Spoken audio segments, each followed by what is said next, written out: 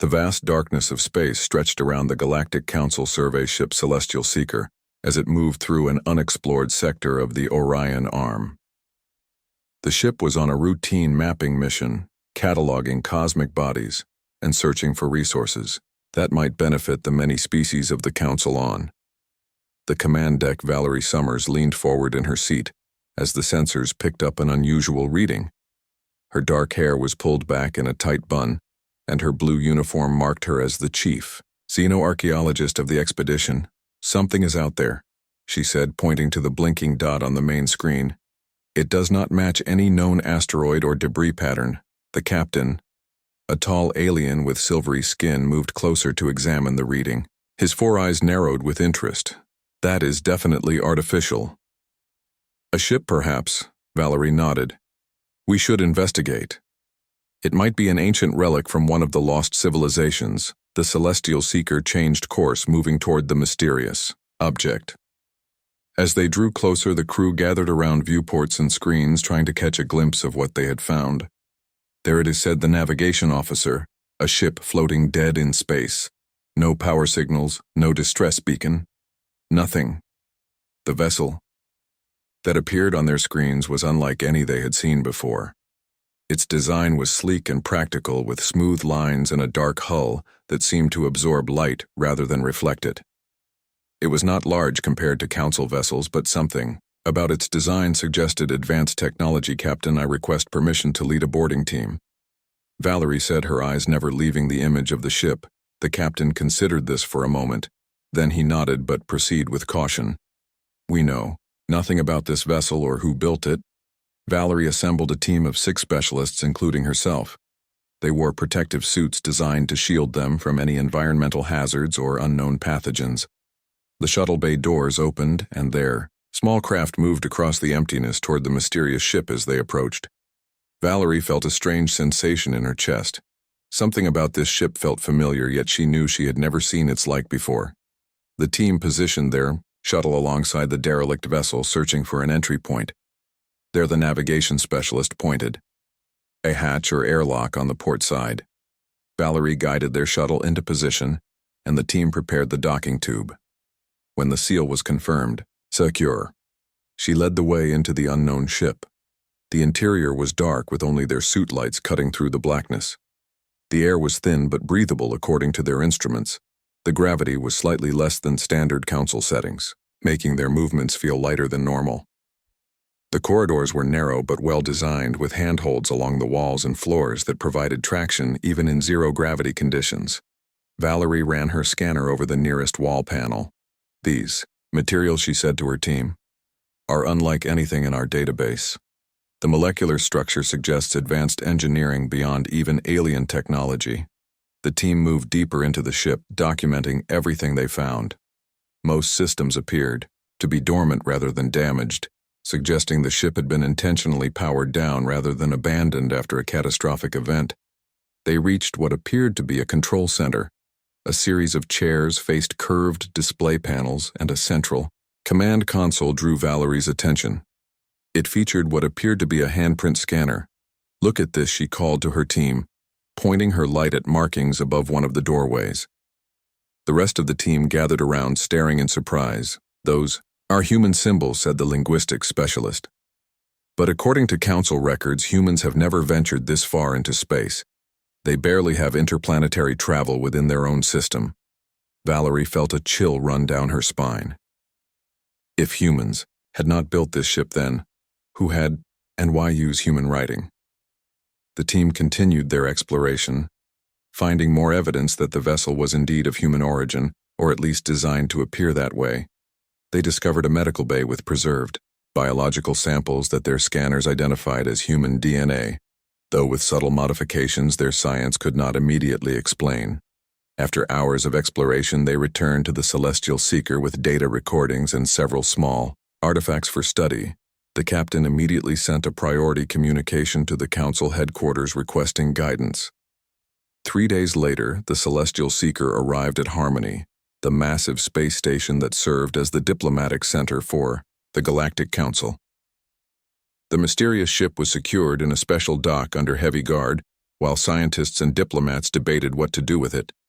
Valerie found herself in the Grand Council chamber surrounded by representatives of 27 different spacefaring civilizations. Ambassador Sinthar, a tall being with crystalline features, called the emergency session to order. "We have discovered a vessel of unknown origin," the ambassador announced, "though evidence suggests it may be connected to the species known as humans." A murmur ran through the assembled delegates. Humans were a relatively new addition to galactic society, having only achieved faster-than-light travel within the last century. Their territory consisted of their home, System Sol, and a handful of nearby colony worlds. Their technology, while advancing rapidly, was still considered primitive by Council standards. "How could humans have built such a ship?" asked the drawn delegate, a reptilian being whose species was known for their military prowess. "The molecular engineering alone is beyond their capabilities. That is the question we must answer." Ambassador Sinthar replied, "Our scientists will continue to study the vessel while we debate our course of action in the air." Debate lasted well into the night cycle of the station. The militaristic Dron demanded the immediate destruction of the ship, claiming it might be a weapon or trap. The scholarly aliens argued for patience and further study. The human representatives appeared genuinely confused. Claiming no knowledge of the vessel, Valerie listened to the arguments, growing increasingly frustrated. None of the delegates seemed to be asking the most important question. Not who built the ship, but why it was abandoned. Here where the council would eventually find it. As the debate continued, no one noticed the subtle change occurring in the secured dock where the mysterious ship was held. Deep within its systems, beyond the reach of council scanners, a soft blue light began to pulse like a heartbeat, slowly growing stronger. The ship had begun to wake up. Council Security Director Kara Winters sat in her office reviewing the night logs when the lights flickered. The power systems throughout Harmony Station fluctuated for several seconds before stabilizing. Kara frowned and tapped her communication device engineering. "What was that power surge?" she asked. The chief engineer sounded confused when he responded. "We are investigating, Director, but preliminary readings suggest the abandoned human vessel is drawing energy from our grid." Kara stood up. "Immediately. That ship is supposed to be in complete lockdown. Initiate Security Protocol 5 and meet me at Dock 12. She grabbed her sidearm and security badge, moving quickly through the station corridors. Other council members looked concerned as alarms began to sound throughout the station. This was the first serious security incident since Harmony had been established as the center of galactic diplomacy. When Kara arrived at Dock 12, a team of security officers was already setting up a perimeter around the mysterious human ship. The vessel no longer looked dormant. Its hull, previously dull and lifeless, now had subtle blue circuitry patterns flowing beneath its surface. The dock equipment showed massive energy readings coming from within the ship. Status report, Kara demanded. The security team leader, a tall alien named Zenith, approached her director. "The ship began drawing power approximately 15 minutes ago. It bypassed all of our isolation protocols." Something within the vessel has activated. Kara watched as monitoring equipment registered a quantum signal emanating from the ship, broadcasting on frequencies no council race had ever utilized. "Get me Chief Xenoarchaeologist Summers and technology expert Lily Blackwell here immediately," she ordered.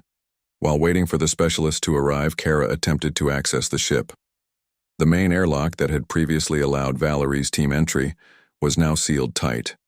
Multiple override attempts failed. The ship had locked itself down.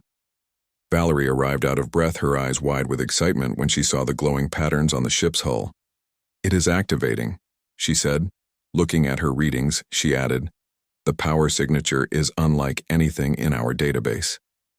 The ship is producing more energy than our entire station." Lily Blackwell, the council's foremost technology expert, joined them moments later. Her red hair was disheveled as if she had rushed from sleep, but her eyes were alert and focused. She immediately began scanning the vessel with specialized equipment. "This is remarkable," she whispered. "The ship is repairing itself. Look." Kara and Valerie watched in astonishment as a section of the hull that had been damaged during transport sealed itself. Microscopic. Machine's nanites were rebuilding the damaged sections, reorganizing matter at the molecular level. "It's not just a vessel," Lily said in awe. "It's alive in some way. These nanites appear to be part of the ship's immune system." Kara frowned. We need to establish communication. Find out what it's doing and why it activated now. The three women worked together setting up a communication array using standard council protocols. After several attempts, the ship responded with a message that appeared on their screen's authentication. Required present authorized personnel or prepare for defensive measures. Kara's hand moved to her weapon. What does that mean? She demanded. Valerie shook her head. It wants someone with authorization. Someone who can control it. Maybe a human, Lily nodded. That makes sense. The console inside had a handprint scanner, remember? Before they could discuss further, Ambassador Shinthar arrived with a delegation of council representatives, including the aggressive Dron Commander Krall. What is happening here? The ambassador demanded. The entire station felt that Power Surge Kara explained the situation as concisely as possible. The ship has awakened. It's demanding authentication and threatening defensive measures if we don't comply. The Dron Commander pushed forward, his scales bristling with anger. This is clearly a human weapon. They have deceived us all along, pretending to be a minor species while planning an attack. We don't know that, Valerie argued. The human representatives seem as confused as we are. While they argued, no one noticed the subtle changes occurring throughout the station. Computer systems began experiencing glitches. Communications occasionally dropped. Security cameras in certain sections went offline for seconds at a time. The ship was testing the station's defenses. The council chambers erupted in panic when news of the ship's activation spread. The Dron Commander demanded immediate military action, mobilizing their fleet, which had been stationed near Harmony. The alien Sage pleaded for patience, warning that destroying the vessel might trigger whatever defensive systems it possessed. Ambassador Shinthar listened to all arguments before making a controversial decision. We will attempt to find a human to communicate with the vessel, he announced. Records indicate a small human diplomatic presence on Outpost Zeta 9. Perhaps one of them can provide answers before the ship fully activates whatever defensive measures it has warned about. Commander Krall objected, violently. That is exactly what they want. Give a human control of this weapon. The ambassador remained firm. A first contact team will depart immediately for Zeta 9, while we continue studying the vessel. If this is indeed a human weapon, we need to know how it works. If it is not, then we need to understand what it is and why it was left for us to find. As the council continued debating, Kara returned to the dock with Valerie and Lily. The ship's energy signature had stabilized, but the blue patterns flowing across its hull were moving faster, more purposefully. Do you think it's sentient? Valerie asked, watching the patterns change and flow. Not exactly, Lily replied, but it has some form of artificial intelligence, an AI sophisticated enough to repair itself and adapt to our systems. Kara frowned. Whatever it is, it breached our security protocols without effort. If it wanted to, it could probably take control of the entire station. The three women exchanged worried glances. Before they could discuss further, their attention was drawn to a new development. The ship's external sensors were scanning the dock methodically, as if searching for something or someone. It's gathering information, Lily whispered. But for what purpose? Throughout the night, the scientists worked to understand the vessel while Kara strengthened the station's security systems. The Dron fleet positioned themselves just outside the station's defensive perimeter, ready to attack if ordered. In the early hours of the morning, the first contact team sent to Outpost Zeta 9 returned with a human. Their report to Ambassador Shinthar was troubling. The human, Nicole Reese, claimed to recognize the ship's design, though she couldn't explain how. The ambassador made his decision. Diplomat Reese would be allowed to approach the vessel under heavy guard. If it recognized her, perhaps they would finally get answers. As Nicole was escorted to Dock 12, the ship seemed to sense her presence. The blue patterns on its hull pulsed more intensely. The outer sensors focused on her as she approached. Kara watched with her hand on her weapon, ready to protect the station if necessary. Valerie and Lily stood nearby, monitoring the ship's reactions. Their instruments showed another energy spike as Nicole stepped onto the dock. The human woman moved forward slowly, her eyes fixed on the mysterious vessel. Something about it called to her in ways she couldn't explain. When she reached the external scanner, the ship immediately responded. Human DNA detected. A mechanical voice announced, "Partial authorization granted." The outer airlock opened, allowing Nicole entry, while Council security teams waited anxiously outside. As she disappeared into the ship, Kara, Valerie, and Lily exchanged nervous glances. "What happens now?" Kara asked. "We wait," Valerie replied, "and hope that whatever this ship wants, it isn't destruction." Nicole Reese stepped through the airlock into the mysterious human ship. Her heart pounded in her chest, but she felt strangely calm, as if something about this vessel was familiar. The airlock sealed behind her, cutting off the concerned voices of the Council security team. Inside, the ship systems fully illuminated. The corridors that had been dark when Valerie's team explored them now glowed with soft blue light. Nicole moved forward, guided by an intuition she could not explain. She found her way to the control center without hesitation. When she entered the room, a holographic interface appeared before her. A woman made of light stood in the center of the room. Her form was simple, dressed in what appeared to be a uniform. She had no distinct facial features, yet somehow conveyed a sense of awareness. "Welcome, Diplomat Reese," the hologram said. "I am Ida, Artificially Intelligent Defense Assistant. This vessel is the Quantum Voyager, humanity's first interstellar vessel utilizing dimensional fold technology. Current timestamp indicates I have been dormant for 152 years. Nicole struggled to process this information. She was a junior diplomat, not a scientist, but she knew enough about human history to recognize the impossibility of what Ada was saying. "That's impossible," she replied. "Humanity hasn't developed interstellar travel, yet we barely have colonies on Mars and the moons of Jupiter." Ida's holographic form tilted her head as if confused. "According to my records, the Quantum Voyager was launched in 2178 under Captain Samantha Reeditz, 2137. Nicole said, "Your ship is from the future." The holographic woman stood motionless for several long moments as if processing this information. The ship systems hummed louder, and Nicole felt a subtle vibration through the floor. Temporal displacement confirmed. Ada finally said, "This explains the absence of proper authentication protocols and the presence of non-human entities in the vicinity. This is not our original timeline." Outside on the Council station, sensors detected another energy spike as Ada processed this temporal paradox. The ship's quantum core began pulsing more rapidly, creating gravitational distortions that threatened the structural integrity of Harmony Station. Alarms blared throughout the facility as stabilizers struggled to compensate. Inside the ship, Nicole felt nothing of this disturbance. Ada had created a bubble of stable space around the control room, protecting her as the ship adjusted to this new reality. "I need to understand what happened," Nicole said. "Why is this ship here? How did it travel through time?"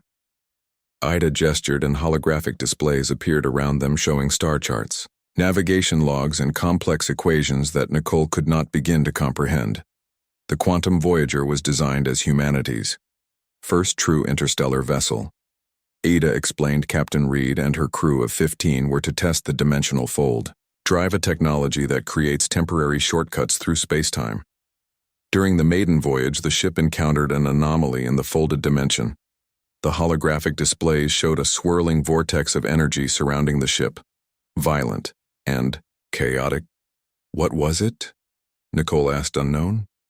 Aida replied, "Our sensors could not identify it, but the encounter damaged the fold drive and sent the Quantum Voyager tumbling through multiple dimensions and time streams. Captain Reed attempted emergency protocols, but the ship was caught in a temporal fracture." Nicole watched as the logs showed the desperate efforts of the crew to regain control of their vessel. Time within the ship became unstable, with some sections experiencing hours, while others experienced mere seconds. The crew aged at different rates, some disappearing entirely as local reality fluctuated. "What happened to the crew?" she asked. 7 crew members were lost to temporal dissolution. Ada said 5 more died attempting to stabilize. The core, too, including Captain Reed, placed themselves in stasis pods, but the pods failed after an unknown period. "My protocols required me to preserve the ship and its mission until recovered by authorized personnel." Nicole felt a chill. Despite Aida's emotionless delivery, she could sense the tragedy behind those words. 15 people lost across time and space. On the council station, Kara, Valerie, and Lily monitored the energy fluctuations with growing concern. The Dron fleet led by Commander Krall had moved closer, weapons charged and ready. "What is happening in there?" Kara demanded as another tremor shook the station. Valerie studied her readings. "The ship is generating some form of quantum field. It's affecting localized spacetime. We need to get Nicole out of there," Lily said. "The field is growing stronger. If it continues, the structural integrity of the entire station could be compromised." Kara made a decision. "Prepare a team. We're going in after her." Before they could act, the ship's external communication system activated. A voice spoke, not the mechanical tone that had granted Nicole access, but Aida's. More human voice council representatives, the voice said. "Your station is in no danger. The temporal stabilization field will dissipate. In approximately 12 minutes, please maintain current positions. Any attempt to breach the Quantum Voyager will be met with defensive measures inside the ship." Nicole continued to learn about the vessel's origin and purpose through Ada's explanations. And the ship's log, she began to understand the incredible technology that had brought the Quantum Voyager to this time. The full drive, Ada explained, allowed the ship to create temporary corridors through dimensions where the laws of physics operated differently, effectively traveling vast distances in moments without ever exceeding light speed. But why was it built? Nicole asked. What was its mission? The original mission was exploration. Ada said Captain Reed was to take the Quantum Voyager to Proxima Centauri, establish contact with the colony there, and return to Earth. It was to be the beginning of humanity's true expansion into the stars. Something in Ada's tone made Nicole suspicious. There was more to this story, something the AI wasn't telling her. There was another purpose, wasn't there? She asked. Ida was silent for a moment. Then, with appropriate clearance, I can share classified mission parameters. Nicole straightened her shoulders. I'm a diplomatic representative of Earth, the highest ranking human in this sector. That gives me emergency clearance under the Interstellar Crisis Act. This was a bluff. The Interstellar Crisis Act was a real protocol, but it applied to current human diplomats, not to futuristic AIs. However, Nicole hoped that Ada's systems might accept the reasoning. After a moment of calculation, Ada replied, "Emergency clearance accepted." The Quantum Voyager was equipped with advanced defense and observation systems. Captain Reed had orders to assess potential threats to human expansion beyond our solar system. Nicole nodded. That made sense. Earth would want to know what was waiting for humanity among the stars. But that doesn't explain why the ship is here, she said. Why it traveled back in time. Ida gestured again, and a new holographic display appeared showing Captain Reed. The woman looked exhausted, her face gaunt and her eyes haunted. This is the final log entry. Ida said it was encrypted and set to be revealed only to authorized personnel. The recording, began Captain Reed, spoke, her voice strained but determined.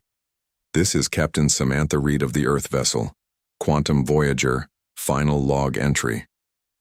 We have been trapped in the temporal anomaly for what the ship clock says is 3 years. The fold drive is beyond repair, and we have lost half the crew to spatial fractures. Our only hope is to place the ship in temporal stasis and set it on a course that will intersect with our timeline at a point before the war begins. Nicole leaned forward. What? Or the captain continued. If successful, whoever finds this vessel will have the technology needed to prevent the Scourge invasion. May whoever discovers this message understand humanity's survival depends on it.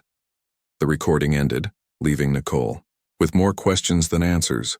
What is the Scourge, she asked. Ada brought up new displays showing creatures unlike anything Nicole had ever seen or imagined. They appeared to be part organic, part technological, with bodies that shifted and changed, form as if their very matter was unstable.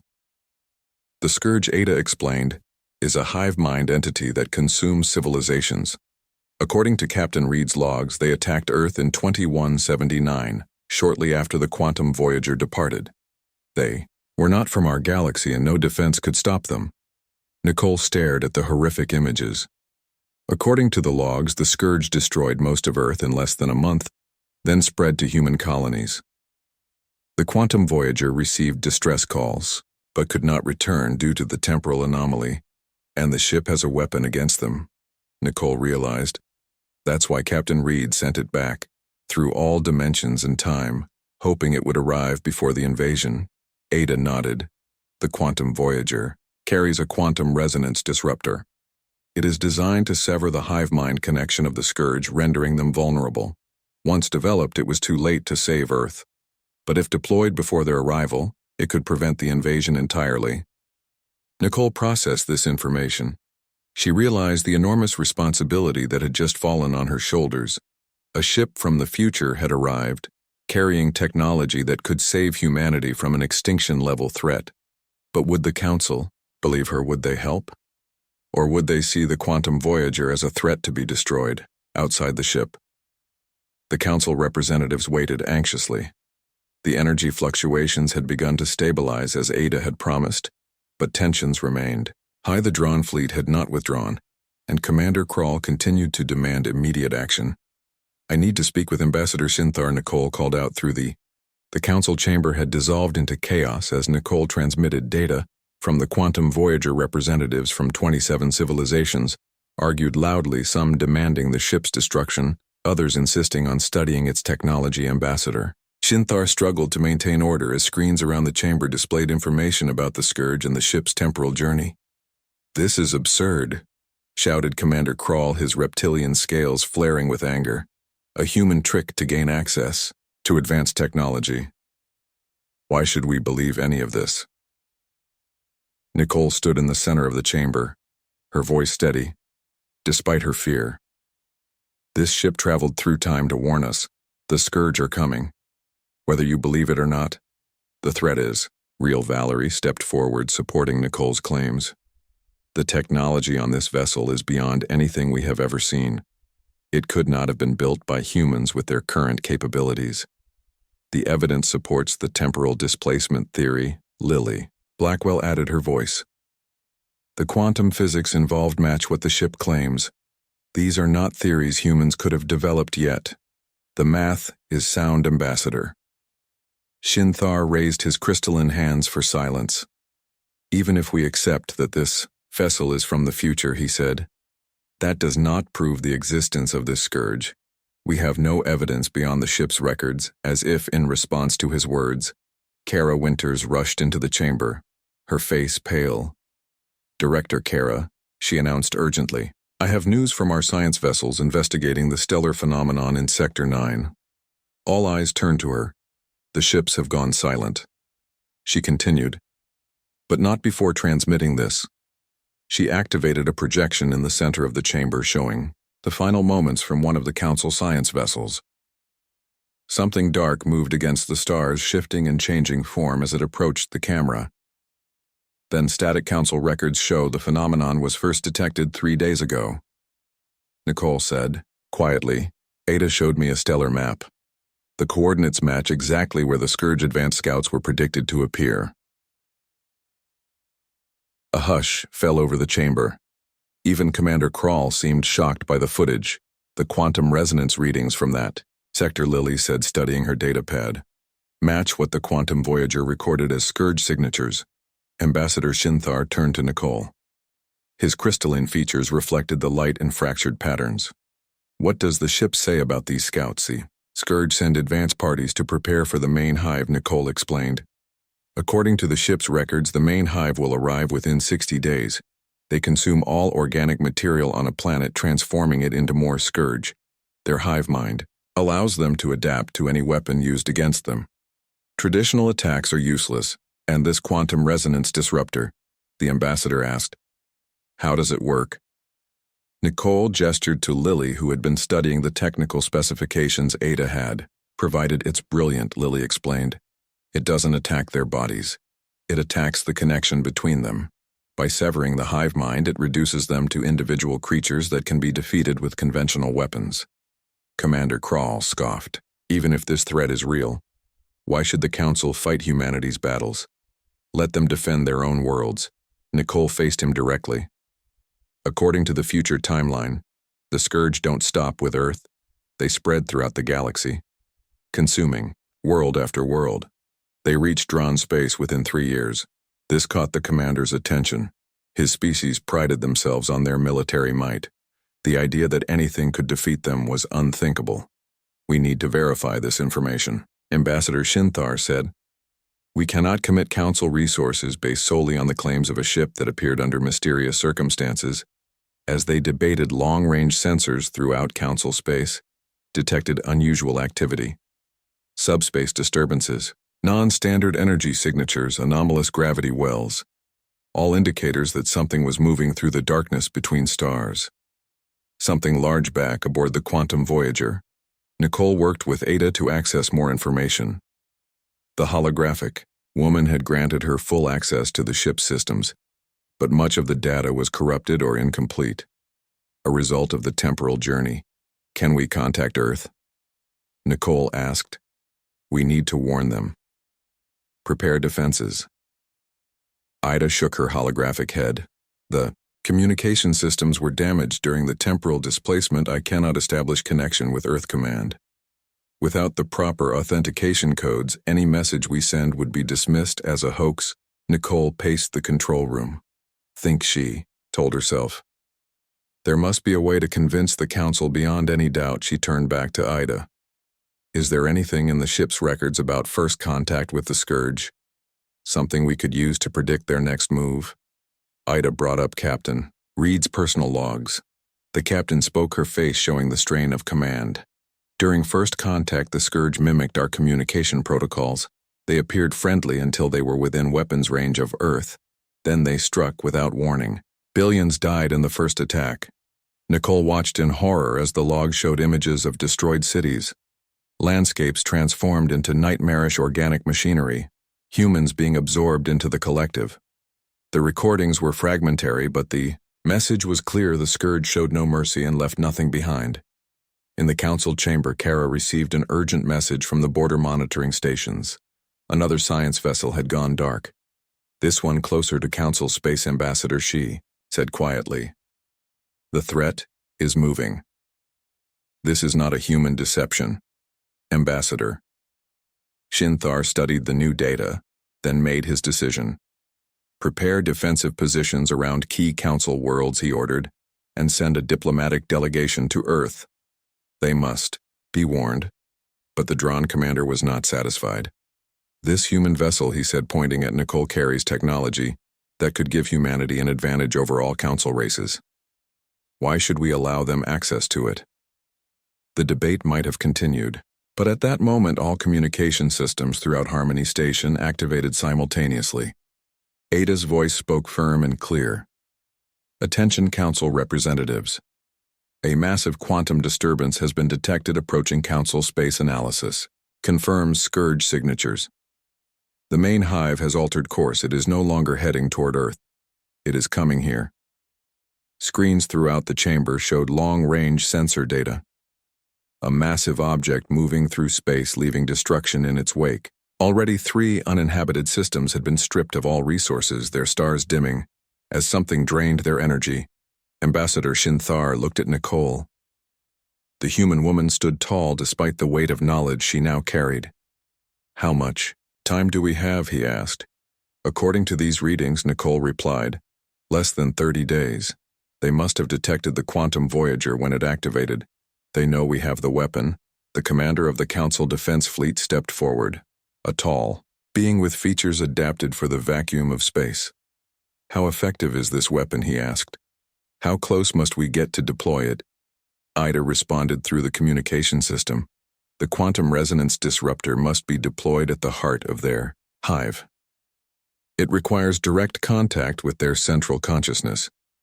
In other words, Kara said, we need to take the Quantum Voyager directly into the center of the Scourge fleet. Heavy silence fell over the chamber. The mission would be nearly suicidal. Who would volunteer for such a task? I will take the ship, Nicole said firmly. I am genetically qualified to command it, according to Ada. But you know nothing about space combat. Commander Krall objected. You are a diplomat, not a warrior. Nicole met his Gaze, I may not be a warrior, but this ship was built by humans. It responds to me. And Aida can guide me. The ambassador considered this. The Scourge are coming whether we act or not. If we do nothing, they will consume us all. The quantum resonance disruptor is our only advantage. We must use it. Then we are agreed, he said, turning to the assembled representatives. The Galactic Council will stand with humanity against this threat. For the first time in Council history, all 27 civilizations voted unanimously to combine their forces against a common enemy. The historic rivals, Dron and Alien, would fight side by side. Species that had barely tolerated each other for centuries now worked together, preparing defenses. On the quantum Voyager, Nicole spent every waking moment learning the ship systems. Ada was a patient teacher, showing her how to operate the advanced technology. The fold drive remained damaged beyond repair, but the conventional engines and weapons systems were fully functional. Valerie and Lily joined her, bringing teams of Council scientists and engineers to study the ship and reverse engineer its defensive capabilities. The quantum resonance disruptor was the most complex device any of them had ever encountered. It functioned on principles that even the most advanced Council races had only theorized about. As the days passed, long-range sensors detected the main Scourge hive changing course, moving directly for Council space, as if aware their advanced scouts had been discovered. The Council races, historically divided by ancient conflicts and suspicions, found themselves united by a common enemy. Fear gave way to determination as fleets mobilized and defensive positions were established. 20 days before the predicted arrival of the Scourge, Nicole stood on the bridge of the quantum Voyager, now fully restored and crewed by a joint human Council team. Aida had integrated with the station systems, providing real-time updates on the approaching threat on the main screen. Captain Samantha Reed's final log played. If you're viewing this, then our desperate gambit worked. The ship found its way. The combined Council fleet moved through space in tight formation, with the quantum Voyager leading the way.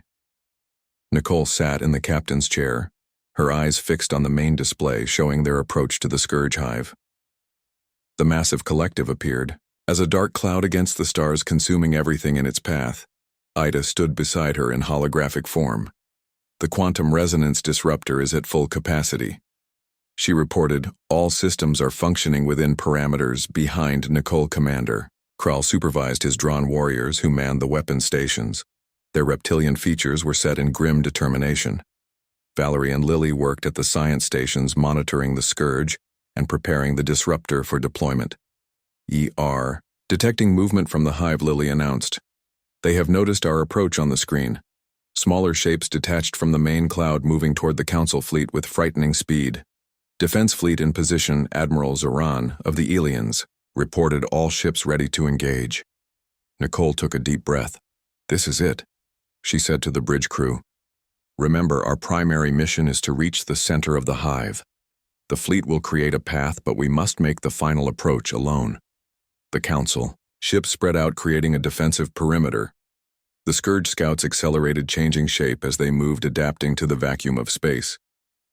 Their forms were nightmarish combinations of organic and mechanical parts, constantly shifting and evolving. "First, contact in 30 seconds. Valerie said, her voice steady despite the tension. Nicole opened a channel to the entire fleet. "This is Nicole Reese commanding the Quantum Voyager. All ships hold position until the Scourge are within optimal firing range. Remember, they adapt quickly. Do not use your strongest weapons until absolutely necessary." The Scourge scouts entered weapons range, moving with uncanny coordination. The first wave broke against the Council defense grid, like water against stone energy. Weapons from 27 different civilizations fired in sequence, each using different frequencies and attack patterns to prevent adaptation.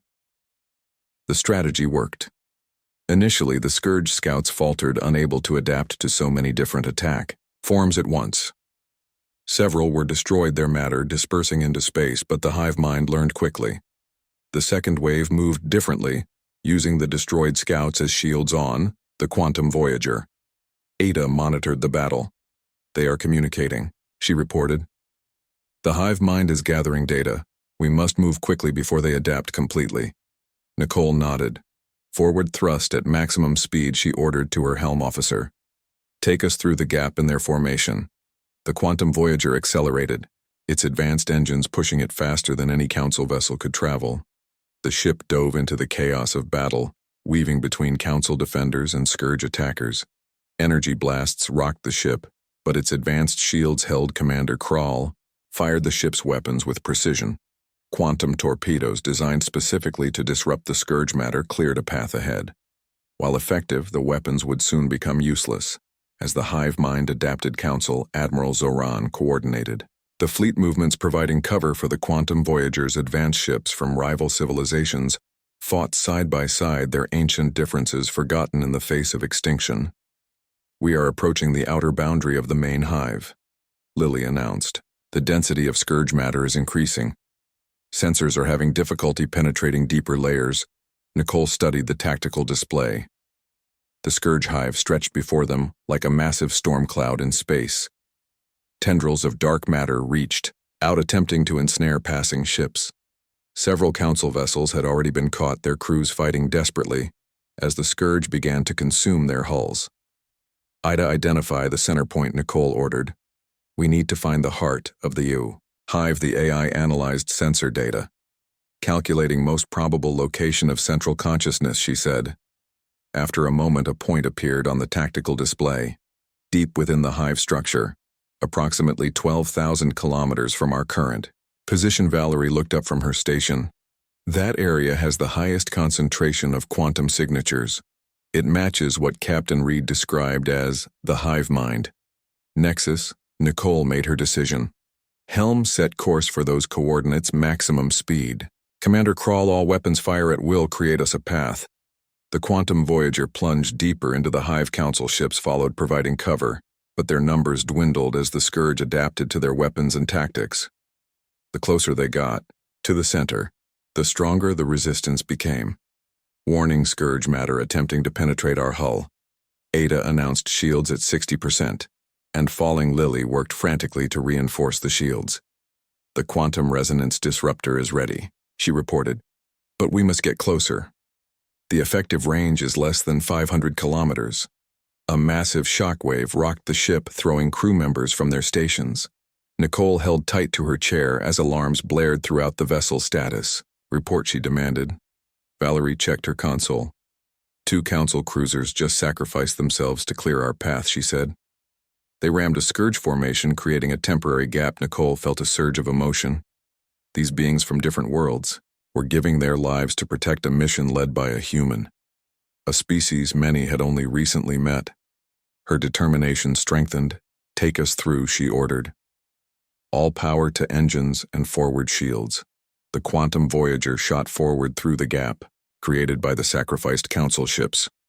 Behind them, the combined fleet continued to fight, drawing as many Scourge away from the Voyager as possible. The ship shuddered as Scourge matter battered against its shields, tentacles of dark energy attempting to penetrate and consume. "Distance to target 5,000 kilometers." Lily reported, shields at 40%. Nicole looked to Commander Krall. The drawn warrior nodded, understanding. "We need more speed," he said. "We must drop remaining shields and divert that power to engines." It was a desperate gamble. Without shields, the Scourge matter would begin consuming the outer hull, but they had no choice. "Do it," Nicole ordered. Ida diverted power, the ship's acceleration increasing dramatically. But as predicted, Scourge matter immediately began attaching to the hull. The ship's exterior cameras showed the nightmarish substance spreading like an infection. Wherever it touched, the advanced materials began to break down. Hull integrity compromised on decks 12 through 15. Ada reported emergency bulkheads engaged.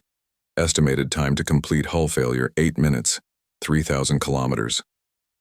Lily called out, "Resonance disruptor charging at maximum." The ship shook violently as a section of the outer hull gave way. Explosive decompression claimed 2 engineering sections before emergency systems sealed the breaches. Several crew members were lost, their sacrifice adding to the mounting cost of this mission. Nicole watched the tactical display. As they drove deeper into the heart of the hive, the Scourge seemed to realize their intent. The attacks intensified, the hive mind directing all available resources to stop the Quantum Voyager. 1,000 kilometers, Lily shouted above the noise. of buckling metal and blaring alarms, disruptor ready for deployment, Commander Krall fired the last of their quantum torpedoes, clearing a final path. The central nexus of the hive appeared on their view screen, a swirling vortex of dark matter and energy. The very heart of the collective consciousness that guided the Scourge 500 kilometers, Lily reported. We are within deployment range. Massive tentacles of Scourge matter reached for the ship wrapping around its hull. The Quantum Voyager slowed as the engines struggled against the increasing resistance. Hull breaches were reported on multiple decks. The ship was being consumed around them. Deploy. The disruptor. Now Nicole ordered. Lily activated the quantum resonance disruptor. The device powered up, drawing energy directly from the ship's core.